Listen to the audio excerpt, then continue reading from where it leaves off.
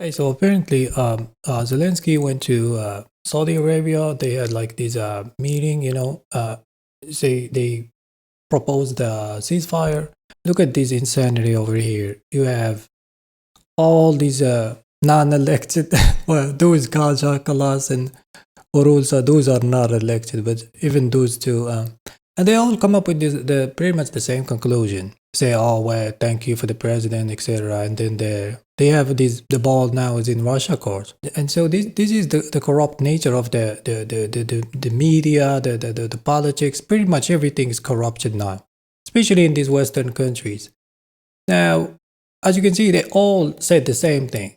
It's pretty weird to me. Like, I don't know who's orchestrating this shit show. To me, this is just absurd. So there was a speech by Vladimir Putin, and I haven't seen it, but we're gonna watch it together and see what's. It's in Russia. I don't understand Russian. But he gives so much attention to resolving the situation. But many world leaders, including the chairman, the prime minister of India, Brazil, South Africa, are involved in this matter and devoted significant grateful for all of them, because this effort is aimed at achieving cessation of and loss of human life. Secondly, we agree with the proposal. But we proceed from the fact of this cessation. Well, I watched it in a previous video where there was like a video from 2 years ago where he already proposed the terms for the ceasefire, but you know, these Western politicians, they don't respect anybody, so eliminate the root cause. Yeah, well, that's exactly what should be done, is to eliminate the root cause.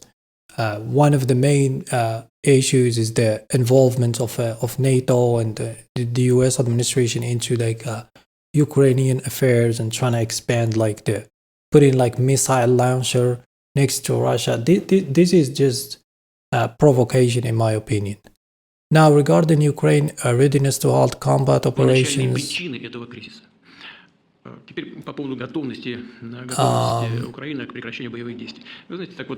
know, the US-Ukraine meeting in Saudi Arabia may outwardly appear as if Ukraine made this decision under American pressures.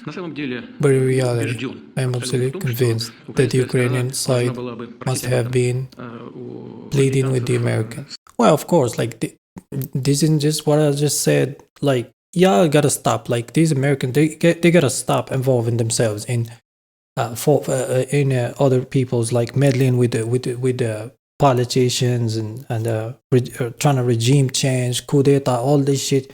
This is like one of the main obstacle for world peace is actually America. Like, everything originates from that administration and those politicians and those lobbyists. They are the main source of the chaos, whether it's in the Middle East or Europe or China. Like, it's always them. Like, one source of the problem. Now, this is a president of a nation. He's gonna not say it like that, but that's pretty much the root of the issue. If they just minded their own business and sit on that island, well, it's not really an island. It's a huge island. But if they just stay over there trying to like not impose, you know, their viewpoints and their politics onto other nations, it's like, and everybody knows this is just a proxy war. So, given the situation on the ground, and what is the situation? Many of us have noticed it and seen that yesterday I was in a Kirk region. Yeah, there was like 300 drones attacks on Russia the same day they proposed the ceasefire. Like, this is bullshit. Like, I don't know who's orchestrating this, but this is just ridiculous the way they do it. Like, listening to a report from the chief of the general staff, the commander of the north, and his deputy regarding the situation, especially in the Kursk region. And what is happening there? This situation is completely under our control. And they managed to kick the motherfucking Ukrainian from the Kursk region. They have encircled that region, and then there was like, I mean, I've seen the videos, like those Ukrainians were like begging for forgiveness. Like that group, they invaded our territory, is now fully isolated. This complete encirclement. This is what I said. I mean, they executed that mission so well. Like, I was astonished when I see the results of the. I mean, it's just ugly. Like the entire like conflict. I'm anti-war, but like the way they do it, like it's just fantastic. And this just proves like the fact that it is pretty much impossible to invade Russia. It's a huge territory. Like once you go inside, it's like you're trapped. Like unless you're gonna use nuclear weapon, ain't no way you're gonna invade Russia. I'm telling you this, and I'm not even an expert in military operations.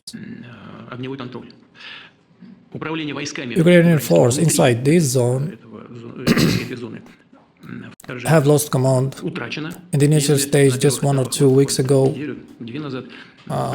Ukrainian soldiers attempted to escape in small groups. Now this is impossible.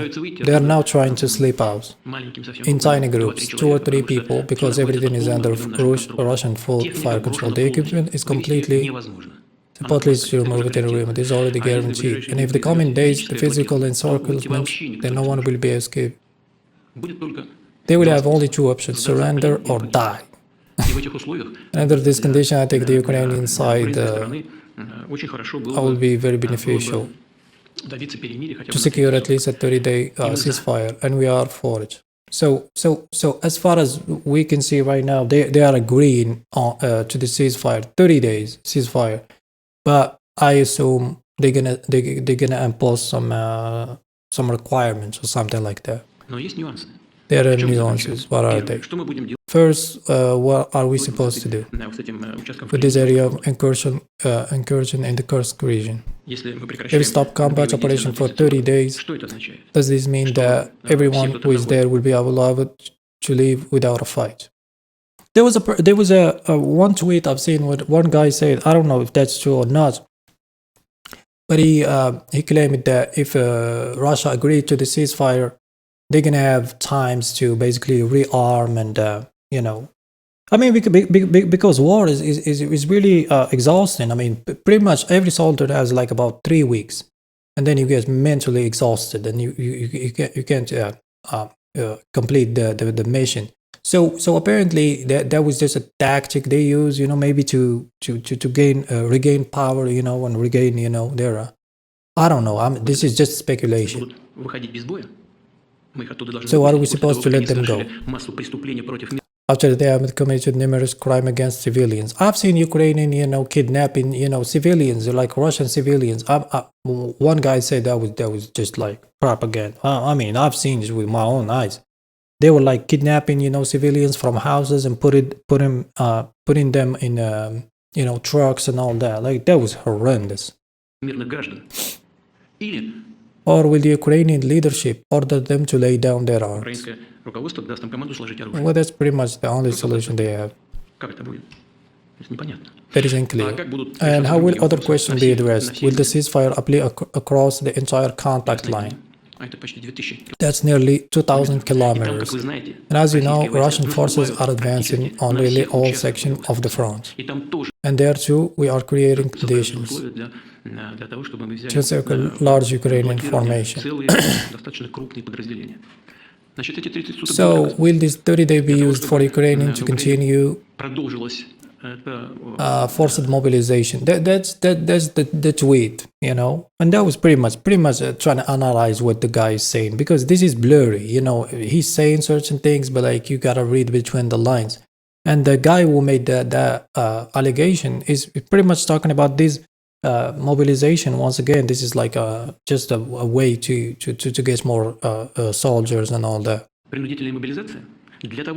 Will this time be used for more weapons to be sent there? That's exactly what I just laid. We now mobilize with units undergo training. That's also another thing. because you can't let the enemy now, whether it doesn't matter what side on you're in, giving the enemy time to basically train and get more weapon. It's a bad strategy. So if you're gonna have a ceasefire, it's gonna be like for long term. You're gonna end the conflict, and like we said in the beginning, you gotta fucking find the roots of the issue and then eliminate them, or none of these will take place. Then there arises a question: well, how will verification and monitoring be ensured? Now, Putin said in another video that he's against like peacekeeping forces, especially from NATO in Ukraine. So that will never happen. How can we be guaranteed? Such activity, how we control be organized? I hope that a level of common sense, this is clear, there are serious issues. Well, who will they issue orders to cease hostilities? What will be the credibilities? Well, they can't be trusted, especially like France, UK, America. They're unreliable, untrustworthy, savage criminal, cannot be trusted. Now, if you go back to my channel, I posted a video where they talked about this Minsk agreement, and actually they had like a whole like president of France admitting on a phone call that they breached that agreement by allowing Ukraine to rearm and retrain and all that. Same thing they're trying to do right now, but you can only bite, you can only be bitten by a snake once, and then you learn, Who will determine where violation of this ceasefire occur? And who will be blamed for breaking the hypothetical ceasefire agreement over such a vast area? Yeah, well, I mean, the line of contact, like he just mentioned, 2,000 kilometers. I mean, somebody has to make sure nobody breached the contract, right? And the ceasefire. It's a very complicated issue. I mean, I don't know how to deal with it. These are the questions that require meticulous negotiation. So the idea itself is correct, and we fully support it. But there are questions that must be discussed, and I think we need to talk with our American partner about this, and perhaps even call President Trump and discuss it with him. But the idea itself to end this conflict through peaceful means is something we support. So that's pretty much it. I mean, nothing was said like clear requirements on what should be done, but all that. But like, if you follow the news and the previous statements he made, he opposed like peacekeeping forces from NATO in Ukraine.